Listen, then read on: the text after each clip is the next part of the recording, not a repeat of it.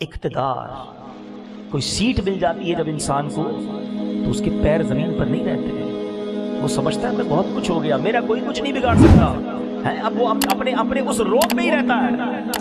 کبھی مت سمجھنا.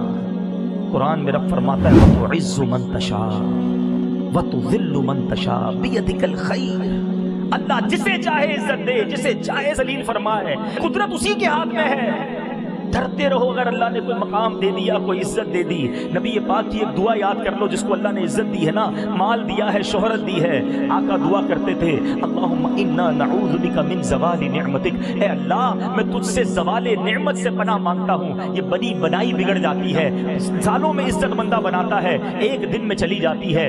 جناب منہ لگانے کے لیے کوئی تیار نہیں ہوتا, انسان سے ایسی غلطی ہو جاتی ہے. میں یہاں ایک مشورہ دینا چاہوں گا. مختلف شعبوں سے تعلق رکھنے والے لوگ موجود ہیں, سیاسی پارٹی کے لوگ بھی ہیں, بزنس کمیونٹی کے لوگ بھی ہیں. دیکھو اللہ نے اگر آپ کو مال دیا ہے, عزت دی ہے, اقتدار دیا ہے, زندگی میں ایسی زندگی گزارنا کہ کسی کی دل آزاری نہ ہو, کسی کا حق تلف نہ ہو جائے, کسی پر ظلم نہیں کرنا. ورنہ میں آپ کو حدیث پاک سنا رہا ہوں. میرے آقا فرماتے ہیں جس کا مضمون ہے کہ مظلوم کی دعا یہ عرش تک جاتی ہے, مظلوم کی دعا یہ ضرور قبول ہوتی ہے. مظلوم کے ساتھ اللہ تبارک و تعالی ہوتا ہے. آج ہم کہتے ہیں اس کے ساتھ کون ہے, اس کے ساتھ تو 2 ووٹر بھی نہیں ہے, یہ میرا کیا بگاڑ لے گا.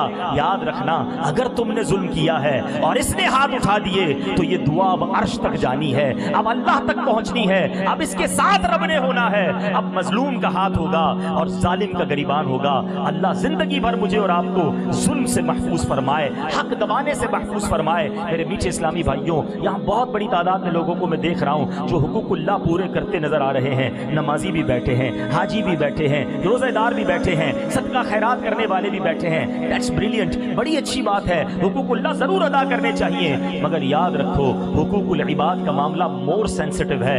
اللہ کی کوئی نافرمانی 70 سال تک کرے, ایک سچی توبہ کر لے, وہ رحمان ہے, وہ ایک بار میں سارے گناہ معاف فرما دیتا ہے.